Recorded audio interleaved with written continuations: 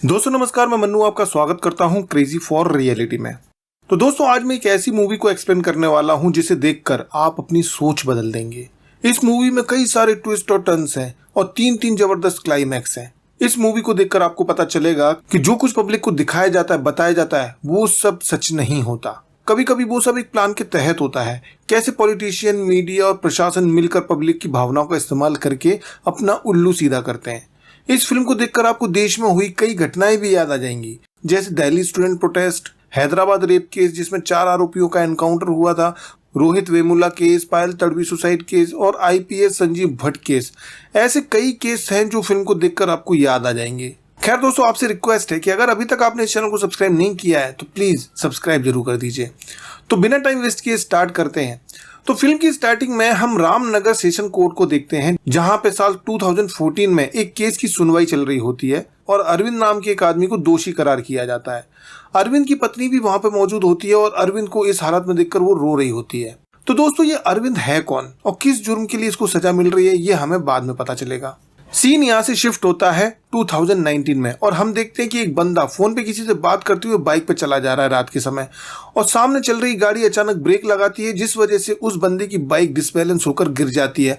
और जब वो उठता है तो उसे बाजू के जंगल में कुछ ऐसा दिखाई देता है जिसे देखकर वो डर जाता है। और ये सीन यहाँ पे कट हो जाता है और अगले सीन में हम देखते हैं कि एक हॉस्पिटल में स्टेट के होम मिनिस्टर की पोती का निमोनिया का इलाज चल रहा है और मिनिस्टर हॉस्पिटल में आए हुए हैं। तभी वहां पर खड़े हुए एक पुलिस वाले को एक खबर मिलती है और वो मिनिस्टर को कुछ बताता है। यहाँ पर मिनिस्टर को एक मीडिया का कोई आदमी एक रिपोर्ट देता है। अब वो रिपोर्ट क्या है और पुलिस वाले ने उसको कौन सी खबर दी, ये सब बाद में पता चलेगा। और फिर ये सीन यहाँ पर कट हो जाता है और हम देखते हैं कि किसी बड़े मीडिया हाउस को अपने न्यूज़पेपर के फ्रंट पेज की न्यूज़ चेंज करके एक दूसरी न्यूज़ लगाने के लिए ऑर्डर दिया जाता है और वो न्यूज़ होती है बर्न टू डेथ। अगली सुबह हाईवे के पास जंगल में पुलिस को बुरी तरह जली हुई एक लड़की की लाश मिलती है। उसकी मदर और सिस्टर उसकी लाश को देखकर उसकी पहचान करती हैं। तब पता चलता है कि लड़की का नाम होता है सबा मरियम। वो सेंट्रल यूनिवर्सिटी में प्रोफेसर थी। सीएनए मीडिया हाउस में एक रिपोर्टर को आईपीएल के कवरेज को छोड़कर इस केस की रिपोर्टिंग करने के लिए कहा जाता है, जिसके बाद सब जगह मीडिया पर इसी न्यूज की चर्चा होती रहती है और इसको हाईलाइट किया जाता है बड़े लेवल पे। उधर सेंट्रल यूनिवर्सिटी में स्टूडेंट्स अपनी प्रोफेसर सबा को श्रद्धांजलि देने के लिए एक शोक सभा रखते हैं, लेकिन वहां का वाइस चांसलर उस समय किसी और ही काम में बिजी होता है। 2 शब्द कहने के लिए जब उसे बुलाया जाता है तो वो गुस्सा होता है। उसे सबा की मौत से कोई फर्क नहीं पड़ता। वो स्पीच तो देता है लेकिन वो पूरी तरह से सबा के अगेंस्ट होती है। वीसी का ये रवैया देखकर स्टूडेंट्स को गुस्सा आ जाता है, जिसमें गौरी नाम की एक स्टूडेंट जो सबा की बहुत रिस्पेक्ट करती थी, वो फौरन स्टेज पर सबा की अच्छाई सबको बताती है कि कैसे वो हर स्टूडेंट की मदद करती थी और हमें उनके लिए इंसाफ मांगना चाहिए। गौरी की ऐसी स्पीच यूनिवर्सिटी के स्टूडेंट्स में जोश भर देती है और सारे स्टूडेंट यूनिवर्सिटी के बाहर आकर सड़क पर सबा के इंसाफ की मांग के लिए प्रोटेस्ट करने लगते हैं। फिर हम देखते हैं कि एक पुलिस वाले को फोन पर कुछ ऑर्डर आता है, जिसके बाद बहुत सारे पुलिस वाले रूलिंग पार्टी के गुंडों के साथ यूनिवर्सिटी के अंदर जाते हैं और शांतिपूर्ण प्रदर्शन कर रहे स्टूडेंट्स के ऊपर लाठीचार्ज करते हैं। घायलों में से एक स्टूडेंट ये सारी घटना को अपने सोशल मीडिया पर लाइव करती है और फिर सारे न्यूज़पेपर, न्यूज चैनल पर यह केस छाया रहता है। स्टूडेंट्स का गुस्सा काफी बढ़ जाता है और ये प्रोटेस्ट काफी बड़ा हो जाता है, जिससे पुलिस के ऊपर बहुत प्रेशर आता है और फिर इस केस को एसीपी सज्जन कुमार को हैंडओवर किया जाता है, जो एक ईमानदार और काबिल पुलिस ऑफिसर है। पत्नी से तलाक होने के बाद वो अपने बेटे के साथ अकेले रहता है। एसीपी प्रोटेस्ट कर रहे स्टूडेंट से मिलता है, उन्हें आश्वासन देता है कि जल्दी इस केस को सॉल्व कर दिया जाएगा। हॉस्पिटल जाकर सभी स्टूडेंट से मिलता है और जिस लड़की गौरी को पुलिस वालों ने बहुत मारा था उससे माफी भी मांगता है। सबा के घर जाकर उसकी माँ से मिलता है और उसे प्रॉमिस करता है कि 1 महीने के अंदर वो कातिलों को ढूंढ निकालेगा। इन्वेस्टिगेशन में पता चलता है कि क्राइम स्पॉट पेट्रोल पंप और टोल गेट के बीच में आता है, जिनके बीच का डिस्टेंस 3 किलोमीटर का है, जहां कोई सीसीटीवी है नहीं। जिस समय मर्डर हुआ उसके 1 घंटे के अंदर 96 गाड़ी पेट्रोल पंप से पास हो रही हैं, पर सिर्फ 94 गाड़ी ही टोल गेट तक पहुंचती हैं, मतलब 2 गाड़ी बीच में गायब हो जाती हैं। अब टीवी पर धड़ाधड़ चल रही न्यूज को देखकर वो बाइक वाला बंदा, जिसका नाम विक्टर होता है, वो पुलिस के पास जाकर बताता है कि उस दिन क्या हुआ था। उस दिन खुद के बाइक पर गिरने के बाद उसने देखा कि 4 लड़के ब्लैक स्विफ्ट में आए थे और एक लाश को पेट्रोल डालकर जला रहे थे।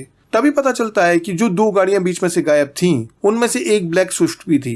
विक्टर उन चारों का स्केच तो नहीं बनवा सकता, लेकिन सामने आए तो पहचान जरूर सकता है। तभी फॉरेंसिक वालों को क्राइम सीन से एक फिंगरप्रिंट मिला था और वो डेटाबेस में एक क्रिमिनल के साथ मैच हो जाता है। सज्जन जब उस क्रिमिनल की फोटो विक्टर को दिखाता है तो वो उसे पहचान लेता है कि हाँ, ये वहां पर था। एक्चुअली इन चारों का एक ग्रुप होता है। ये लोग छोटे मोटे गुंडे होते हैं, रूलिंग पार्टी के लिए काम करते हैं और उनकी आड़ में ड्रग्स बेचना, चोरी और चेन स्नैचिंग जैसे क्राइम भी करते हैं। लेकिन पॉलिटिकल पार्टी के सपोर्ट की वजह से वो बच जाते हैं। सज्जन एक ऑपरेशन प्लान करके इन चारों लड़कों को अरेस्ट कर लेता है, लेकिन इनके अरेस्ट की खबर थाने से कोई लीक कर देता है और सारे मीडिया वाले इसको दिखाते रहते हैं, जिस वजह से यूनिवर्सिटी के सारे स्टूडेंट पुलिस स्टेशन के बाहर हंगामा करते हैं कि इन चारों रेपिस्ट को फांसी दो या हमें सौंप दो। इधर एसीपी सज्जन चारों लड़कों से एक एक करके पूछताछ करता है, लेकिन रूलिंग पार्टी के पॉलिटिकल सपोर्ट की ठसक की वजह से वो लड़के पुलिस को कुछ नहीं समझते, बिल्कुल भी कोऑपरेट नहीं करते, क्योंकि उन्हें पता है कि उनका नेता पावर में है, उन्हें बचा लेगा। लेकिन एक दिन थाने में उनकी पार्टी के लोग आकर उन लड़कों से कहते हैं कि वो 3 साल के अंदर उन्हें बाहर निकाल लेंगे।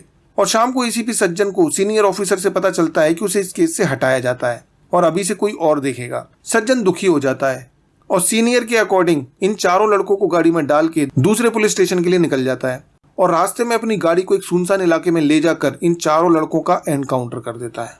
अब अगले सुबह इस न्यूज को मीडिया हाउस फैलाता है और एसीपी सज्जन को हीरो बना देता है। हर तरफ न्यूज में और सोशल मीडिया में देखकर ज्यादातर लोग सज्जन के सपोर्ट में होते हैं। सबको लगता है कि इंसाफ मिल गया है। टीवी पर डिबेट्स होती हैं जहां मीडिया में आए हुए गेस्ट लोग बड़े खुश होकर सज्जन को हीरो बनाते हैं। अगले सीन में हम देखते हैं एक प्रेस कॉन्फ्रेंस में पुलिस वाले मीडिया को बताते हैं कि कैसे पुलिस को मजबूरी में उन चारों को एनकाउंटर करना पड़ा, जिसमें एक गोली कांस्टेबल को भी लगी है। तभी सज्जन को खबर मिलती है कि उसके बेटे का रोड पर सीरियस एक्सीडेंट होने की वजह से उसे हॉस्पिटलाइज कराया गया है, जहां सज्जन की वाइफ भी अपने बच्चे के पास में आई हुई है। उधर ह्यूमन राइट्स कमीशन एसीपी सज्जन के ऊपर फेक एनकाउंटर का केस फाइल करता है। अब दोस्तों यहाँ से सीन सीधा कोर्ट की सुनवाई पर आ जाता है, जहां सभा की फैमिली और सारे के सारे स्टूडेंट्स पुलिस के सपोर्ट में होते हैं, मीडिया भी पुलिस के सपोर्ट में होती है और साथ ही साथ कुछ बड़े पॉलिटिशियन और आम लोग भी पुलिस के सपोर्ट में होते हैं। सबको यही लगता है कि उन रेपिस्ट का एनकाउंटर हुआ तो बहुत सही हुआ। वहीं पर एक पत्रकार को लगता है कि एसीपी का केस एडवोकेट अय्यर लड़ रहा है तो केस जीतने में ज्यादा टाइम नहीं लगेगा। वहीं हम देखते हैं कि कोर्ट में एक वकील स्टिक के सहारे लंगड़ाते हुए जा रहा है। जब वो पत्रकार उसका चेहरा देखता है तो पत्रकार शॉक्ड हो जाता है। और दोस्तों इस वकील का नाम है अरविंद स्वामीनाथन, जिसे फिल्म की शुरुआत में दिखाया गया था। कोर्ट में पुलिस का वकील अय्यर एक पुराने केस का हवाला देते हुए बोलता है कि उन चारों लड़कों ने उस लड़की को रेप करके बेरहमी से जलाकर मार दिया और पुलिस पर हमला भी किया, तो जवाबी कार्रवाई में उनका एनकाउंटर करना पड़ा और इस इंस्टेंट जस्टिस से सभी लोग खुश हैं। अब अरविंद अपना हाथ खड़ा करता है और बोलता है कि अगर एनकाउंटर पर पब्लिक खुश हो रही है तो ये पहला रेप तो है नहीं, हर 15 मिनट में एक रेप होता है, तो सबके लिए कानून सेम क्यों नहीं है, उन सबका एनकाउंटर क्यों नहीं होता। अब अरविंद एक उषा नाम की लेडी को कटघरे में बुलाता है और कोर्ट को बताता है कि इस औरत की एक 14 साल की बेटी अपना स्कूल खत्म करके अपनी माँ के साथ 67 साल के एक आदमी के यहाँ काम करती है और एक दिन उस 67 साल के आदमी ने उषा की 14 साल की बेटी के साथ रेप कर दिया। लेकिन आज तक उषा को इंसाफ नहीं मिला, क्योंकि जिसने उषा की बेटी के साथ रेप किया वो एक एमएलए था। उस एमएलए ने उषा की चाची को भी मार दिया, उसके पिता को भी मार दिया, लगभग पूरे परिवार को खत्म कर दिया। अब सभा को तो मीडिया, स्टूडेंट्स और पुलिस ने मिलकर इंसाफ दिलवा दिया, लेकिन क्या उषा को इंसाफ मिला? बल्कि वो एमएलए फिर से रिकॉर्ड वोटों से चुनाव जीतकर एमएलए बन गया और उस एमएलए का वकील भी यही अय्यर है जो इस एनकाउंटर को सही ठहरा रहा है।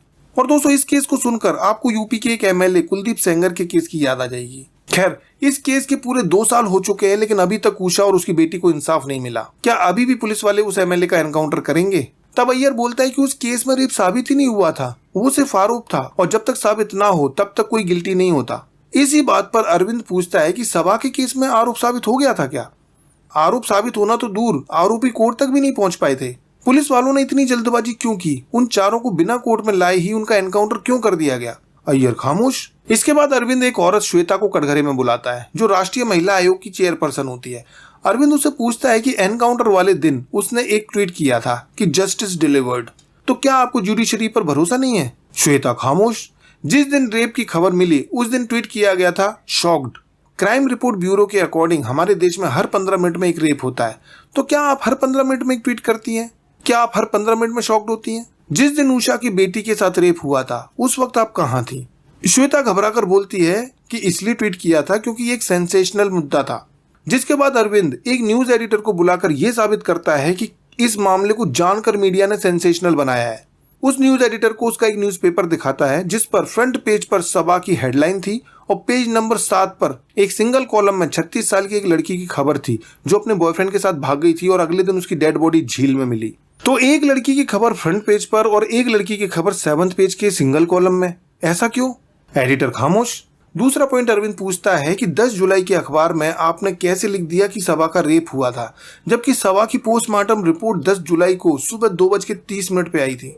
सारे मीडिया और सोशल मीडिया ने मिलकर सबा के केस को ट्रेंडिंग में ला दिया और ऐसा सुनते ही सबा की मां रोने लगती है, खड़े होकर बोलती है कि मेरी बेटी के साथ अन्याय हुआ था।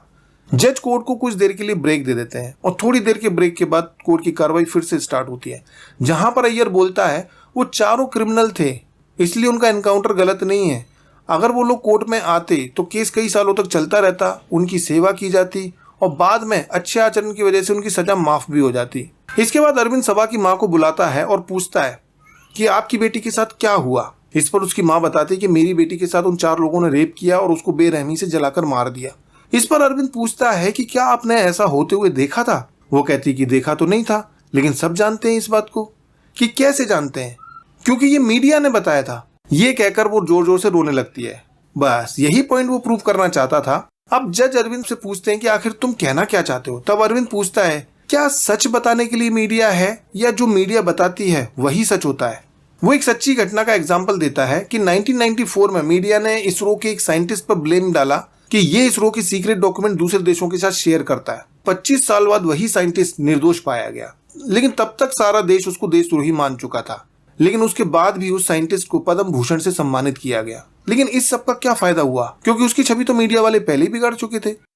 मतलब ये साफ है कि मीडिया किसी को भी हीरो और किसी को भी विलेन बना सकता है। इस पर अय्यर का कहना होता है कि इस बात का इस केस से कोई लेना देना नहीं है और जो चारों दोषी मारे गए हैं वो छोटे मोटे क्राइम्स कर चुके थे। तो इस पर अरविंद बोलता है कि उनके छोटे मोटे क्राइम्स का भी इस केस से कोई लेना देना नहीं है। इस पर अय्यर केस के आई विटनेस विक्टर को कोर्ट में बुलाता है और अब विक्टर उस रात में जो भी हुआ वो सब कुछ कोर्ट में बताता है।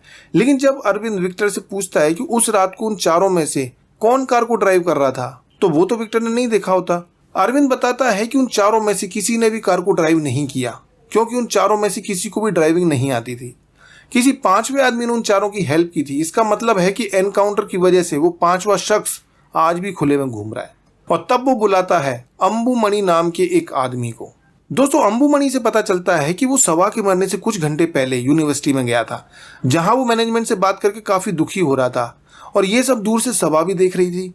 इसके बाद अंबुमणि बाहर आकर सबा से हेल्प मांगता है और सबा के पूछने पर उसे बताता है कि उसकी बेटी विद्या, जो इस यूनिवर्सिटी में पढ़ती थी, उसने कुछ ही दिन पहले सुसाइड कर लिया और वो उसकी बॉडी लेने के लिए आया है, तो कोई भी उसे ठीक से जवाब नहीं दे रहा है। इस पर सबा अंबुमणि के साथ हॉस्पिटल में विद्या की बॉडी लेने के लिए आती है और जैसे ही वो विद्या का फेस देखती है तब उसे याद आता है कि मरने से कुछ समय पहले उसने विद्या को लाइब्रेरी में बैठकर रोते हुए देखा था। और जब सबा ने विद्या से बात करने की कोशिश की तो विद्या वहां से चली गई थी। अब विद्या की बॉडी उसके पिता को सौंपने के बाद में सबा विद्या का फोन अनलॉक करती है, जिसमें एक नोट मिलता है कि मेरी मौत का कारण प्रोफेसर विद्यासागर है। और यहाँ विद्या की बुक में भी एक नोट होता है जिससे ये साफ था कि उसने सुसाइड किया था। दरअसल विद्या एक छोटे गांव की लड़की थी और वो अपनी पीएचडी पूरा करना चाहती थी, लेकिन जब भी वो अपने प्रोजेक्ट को प्रोफेसर विद्यासागर को दिखाती थी तो हमेशा किसी न किसी बहाने वो उसको रिजेक्ट कर देता था। और इस बार उसने इसका कारण बताया। वो कहता है कि तुम एक छोटी कास्ट की लड़की हो और तुम लोगों को इतना पढ़ना नहीं चाहिए, तुम लोग केवल टॉयलेट साफ करते हुए ही अच्छे लगते हो और जब तक मैं यहाँ पे हूँ तुम अपनी पीएचडी कभी पूरी नहीं कर सकती। और विद्या को वो प्रोफेसर बहुत ज्यादा जलील करता है और इसी कारण विद्या बहुत दुखी हो जाती है, क्योंकि इतनी मेहनत करके यहाँ तक पहुँचने के बाद भी उसे यकीन हो गया था कि ऐसे प्रोफेसर उसे कभी पीएचडी पूरी नहीं करने देंगे, इसलिए वो सुसाइड कर लेती है। अब सबा को ये सारी बातें पता चलती हैं तो वो स्टाफ मीटिंग में सभी को ये बात बताती है और साथ ही साथ वो ये भी बताती है कि पिछले 10 सालों में 50 से ज्यादा स्टूडेंट्स ने यूनिवर्सिटी में सुसाइड किया है। और बोर्ड मेंबर प्रोफेसर विद्यासागर पर सख्त से सख्त एक्शन लेने को भी बोलती है, लेकिन वीसी इस मामले में कोई एक्शन नहीं लेता बल्कि विद्या को ही ब्लेम करता है और यहाँ पर कोई भी सबा का साथ नहीं देता। लेकिन फिर भी सबा चुप नहीं बैठती और प्रोफेसर विद्यासागर पर कंप्लेंट लेकर पुलिस स्टेशन जाती है। लेकिन इंस्पेक्टर भी मिला हुआ होता है, वो सबा की कंप्लेंट को एक्सेप्ट ही नहीं करता, उल्टा यूनिवर्सिटी फोन करके सब कुछ बता देता है। अब उसी रात को जब सबा अपनी स्कूटी से वापस अपने घर जा रही होती है तो प्रोफेसर विद्यासागर उसको अपनी कार से फॉलो करता है, लेकिन रास्ते में हाईवे पर सबा की स्कूटी खराब हो जाती है और मौके का फायदा उठाकर विद्यासागर अपनी कार से सबा को कुचलकर मार देता है। और इसी दौरान होम मिनिस्टर को एक मीडिया की रिपोर्ट मिलती है जिसमें बताया जाता है कि आने वाले इलेक्शन में उसकी पार्टी चुनाव हारने वाली है और यही सीन हमने स्टार्टिंग में देखा था। तो होम मिनिस्टर बोलता है कि कैसे भी करके हमें ये इलेक्शन जीतना है, हमारी पार्टी जीत गई तो अगला सीएम मैं ही बनने वाला हूँ। और ये सारी बात वहीं पर बैठा एसीपी सज्जन कुमार भी सुन रहा होता है और तभी सज्जन कुमार के पास पुलिस वाले का कॉल आता है कि अभी अभी रोड पर एक लड़की की डेड बॉडी मिली है, हिट एंड रन केस लगता है। तब ACP Sajjan Kumar home minister को आइडिया देता है, कहता है कि सर अभी अभी एक लड़की की हिट एंड रन केस में डेथ हुई है, उसके कार्ड से हमें पता चला है कि वो एक यूनिवर्सिटी की प्रोफेसर है, तो हम इस हिट एंड रन केस को रेप और मर्डर केस में बदल देंगे, जिससे यूनिवर्सिटी के लोग प्रोटेस्ट करेंगे और उसमें हम अपने आदमी मिलाकर तोड़फोड़ करवा देंगे और मीडिया को इस मुद्दे को उछालकर ट्रेंडिंग में लाने को कहेंगे। और जब ये मुद्दा बहुत गर्म हो जाएगा तब हम उसका फायदा उठाकर किसी भी 4 लड़कों को उठाकर जेल में डाल देंगे। इससे आपकी पार्टी का भी नाम हो जाएगा और आपकी वाई भी होगी। और फिर एसीपी सज्जन का प्लान सुनकर होम मिनिस्टर मान जाता है। फिर सज्जन सभा की लाश को हॉस्पिटल ना ले जाकर उसी पार्टी के 4 कार्यकर्ताओं को कुछ पैसे दिलवाकर उनसे सभा की बॉडी को जलवा देता है। और इस तरह से कोर्ट में यह साबित हो जाता है कि सारे प्लान का मास्टरमाइंड खुद एसीपी सज्जन कुमार है। इस पर अय्यर पूछता है कि क्या आपके पास कोई सबूत है? तो अरविंद कहता है कि बिल्कुल है और कांस्टेबल मूर्ति को कटघरे में बुलाता है, जहां मूर्ति बताता है जब एसीपी सज्जन ने उन 4 लड़कों को अरेस्ट किया था तो उस रात होम मिनिस्टर ने ही सज्जन को कॉल करके बोला था कि सारी मीडिया और सारे स्टूडेंट उन 4 लड़कों के खिलाफ हैं, तो तुम उनका रास्ते में ही एनकाउंटर कर दो, जिससे पब्लिक खुश हो जाएगी और हमारी पार्टी को जिताएगी। मतलब दोस्तों, वोटों के लिए अपनी ही पार्टी के कार्यकर्ताओं को मरवा दिया, जो उन कार्यकर्ताओं ने सपने में भी नहीं सोचा होगा। लेकिन सज्जन उन लड़कों का एनकाउंटर करने के लिए रेडी नहीं था। पहले तो वो मना कर देता है, लेकिन जब होम मिनिस्टर जिद करता है तो वो टाल नहीं पाता। इसलिए सज्जन को ना चाहते हुए भी उन 4 लड़कों का एनकाउंटर करना पड़ता है। अब अरविंद कोर्ट में बताता है कि पुलिस, पब्लिक और मीडिया ने मिलकर उन 4 बेकसूर लड़कों को मारा है, क्योंकि पब्लिक भी ऐसे ही चाहती थी और बिना सच का पता किए, बिना किसी सबूत के अगर पुलिस वाले भी ऐसे ही मारने लगे तो फिर कोर्ट क्यों है? ऐसे तो ना जाने कितने मासूम लोग बस मीडिया और पब्लिक की सोच की वजह से ही मारे जाएंगे। आखिर मीडिया क्यों जजमेंट देता है कि कौन दोषी है कौन नहीं? दोस्तों, इस तरह से अरविंद एक लंबा और शानदार सोशल मैसेज देने के बाद कोर्ट के ऊपर फैसला छोड़ देता है और ये वाकई बहुत बढ़िया सीन होता है। इसके बाद जज भी इस केस में इन्वॉल्व लोगों के ऊपर एक कमेटी बनाकर उसकी रिपोर्ट के आधार पर कड़ी से कड़ी सजा देने का फैसला सुनाता है। यहाँ पर ऐसा लगता है कि फिल्म खत्म हो गई, लेकिन अभी तो ट्विस्ट बाकी है। आगे हमें पता चलता है कि एसीपी सज्जन कुमार पहले से ही जानता था कि होम मिनिस्टर ने उसके बेटे का एक्सीडेंट करवाया था, तो वो सीक्रेट सभा के केस के सारे सबूतों की फाइल को कांस्टेबल मूर्ति को दे देता है और उसे वो फाइल किसी अच्छे वकील को देने के लिए बोलता है और मूर्ति भी उस फाइल को अरविंद को जाकर देता है। अब कुछ दिन के बाद सारे लोग जो सभा के केस में इन्वॉल्व थे उन सभी को पुलिस अरेस्ट कर लेती है। फिर कुछ दिन के बाद मूर्ति सज्जन से मिलने जेल में जाता है, तो पता चलता है कि सज्जन कुमार अरविंद को पहले से ही जानता था। अरविंद ने लॉ की पढ़ाई करने के बाद भी आईपीएस की तैयारी की और पुलिस ऑफिसर बना। इत्तेफाक से अरविंद उसी जेल में जाता है जहां पर सज्जन कुमार पोस्टेड था। इंटेरोगेशन के दौरान सज्जन अरविंद के पैर को चोट पहुंचाकर उसे खराब कर देता है और फिर हमें प्रेजेंट का सीन दिखाया जाता है। क्योंकि आज नॉमिनेशन भरने का दिन था तो होम मिनिस्टर अपना नॉमिनेशन डालने के लिए जाता है, लेकिन गौरी होम मिनिस्टर के खिलाफ अपना नॉमिनेशन डालती है क्योंकि बहुत सारे स्टूडेंट्स गौरी के सपोर्ट में होते हैं। तभी अरविंद होम मिनिस्टर को कॉल करता है और उसको अपने बारे में बताता है कि जब वो पुलिस ऑफिसर था तब उसको ये बात पता चली थी कि शहर में जो दंगे फसाद हुए थे उसके पीछे एमएलए नागेश्वर का हाथ था, जो प्रेजेंट में होम मिनिस्टर है। लेकिन उस टाइम नागेश्वर इतना बड़ा पॉलिटिशियन नहीं था, तो अरविंद ने नागेश्वर को एक झापड़ मार दिया था क्योंकि उसने दंगे करवाकर कई सारे लोगों और मासूम बच्चों की जान ली थी। और इसी बात का बदला लेने के लिए नागेश्वर ने कुछ झूठे इल्जाम लगवाकर अरविंद को जॉब से निकलवाकर जेल भिजवा दिया था। यहाँ तक कि उसने अरविंद की वाइफ को भी मरवा दिया था। फाइनली अरविंद उसको ये सब याद दिलाने के बाद बोलता है, नागेश्वर तू ये इलेक्शन कभी नहीं जीत सकता और ये अंत नहीं शुरुआत है। और दोस्तों, यहीं ये जबरदस्त मूवी खत्म हो जाती है। खैर दोस्तों, ये मूवी आपको कैसी लगी कमेंट बॉक्स में अपनी राय जरूर बताइए और वीडियो अच्छा लगा हो तो प्लीज लाइक कीजिए, सब्सक्राइब कीजिए और देखते रहिए क्रेजी फॉर रियलिटी।